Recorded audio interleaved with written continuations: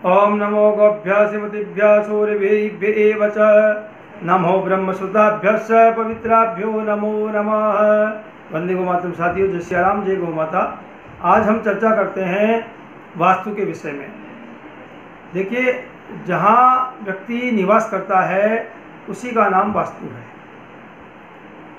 वास्तु विशेषज्ञ ये जानकर के, ये मकान को देख करके यह बता सकता है कि इस गृह स्वामी के किस प्रकार की तकलीफ है या होने वाली है, किस प्रकार से परेशान होगा, अथवा मान लीजिए धनहानि किस प्रकार से हो सकती है। उस मकान की स्थिति देखने से ही पता चल जाता है।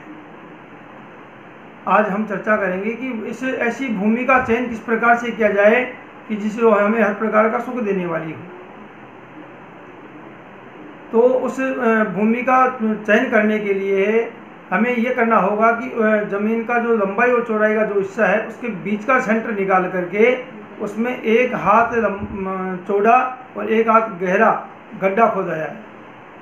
गड्ढा खोदने के बाद उसमें देसी गौ माता का जो पंचगव्य है, दूध, दही, घी, गौमूत्र और गोबर का रस, इनको मिला करके उस गड्ढे में डाल दिया जाए।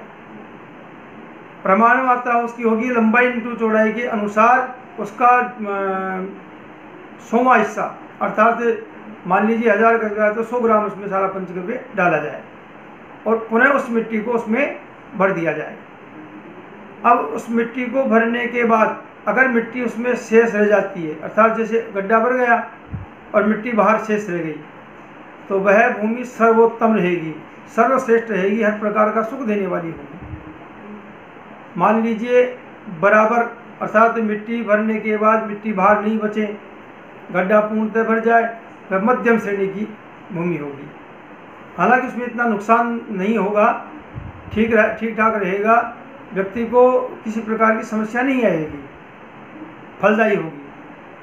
और मान लीजिए कि उसमें मिट्टी कम पड़ जाए, हमने भर तो दिया और एक बिलान उसमें मिट्टी कम पड़ गई, वह भूमि अधम है, अर्थात उस भूमि में मकान हमें नहीं बनाना चाहिए। एक तरीका तो ये हो गया। दूसरा माध्यम क्या है कि बिल्कुल सेंटर में भूमि के मध्य स्थान पर जो ब्रह्म स्थान है उसको हम उसी प्रकार से 1 हाथ चौड़ा और 1 हाथ गहरा गड्ढा खोदें और खोदने के बाद उसमें द्विगुनी मात्रा में, अर्थात मान लीजिए कि 100 गज की भूमि है तो उसमें 200 ग्राम पंचगव्य, इसमें गोबर की मात्रा अधिक हो, गौमूत्र की मात्रा अधिक हो और उससे आधा दूध और आधा दही हो और थोड़ा इसमें घी हो।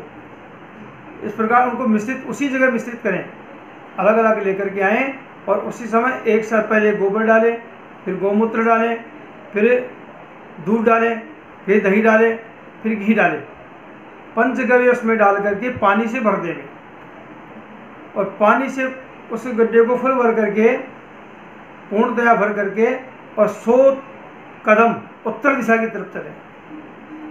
पुनः वापस आएँ, वापस आकर के देखें, अगर उस गड्ढे में पानी यथावत जैसे जितना हमने भरा था उतना ही है तो वह भूमि सर्वश्रेष्ठ है, उसमें हर प्रकार का सुख मिलेगा, यश, मान, प्रतिष्ठा, धन, वाहन, सब प्रकार के उसमें उत्तम सुख आपको मिलेंगे। मान लीजिए कि गड्ढा आधा रह गया हो, वह भूमि मध्यम मानी गई है। मध्यम मानने से यानी उसको नुकसान तो नहीं होगा, नुकसान इतना नहीं होगा उसको, लेकिन किसी प्रकार का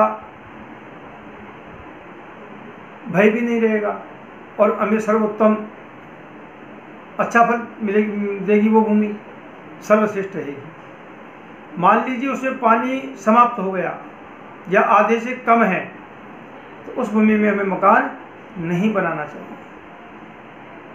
इसलिए भूमि का परीक्षण अनिवार्य है। मान लीजिए चूहों की बिल वाली भूमि हो, सर्प की बामी वाली भूमि हो, उबड़ खाबड़ भूमि हो, क्योंकि ऊंची और नीची रहेगी तो नागपृष्ठी भूमि कहलाएगी, गजपृष्ठी भी हो सकती है बीच में से ऊंची होने के बाद। ऐसी भूमि का चयन भी हम नहीं करें जो ज़मीन फटी हुई हो, दरदरी हो और उबड़ खाबड़ हो, बिल वाली हो। ऐसी भूमि का भी चयन मकान बनाने के लिए नहीं करना चाहिए। जिस भूमि को खोदने से कोयला मिले, भस्म मिले अथवा कुछ हड्डियाँ मिले, अस्थियाँ मिले, तो वह भूमि उत्तम नहीं है। हाँ, उसमें जो मान लीजिए पत्थर मिलते हैं या कोई अन्य वस्तु उसमें मिलती है, वह भूमि सर्वश्रेष्ठ कहलाती है। इसलिए भूमि का चयन करने से पूर्व परीक्षण अनिवार्य है। आप सभी से निवेदन है, कृपया मकान बनाने के लिए अगर आप भूमि को लेते हैं तो इसी प्रकार से आप चयन करें। जय सिया राम, जय गौ माता, वंदे गौ मातरम।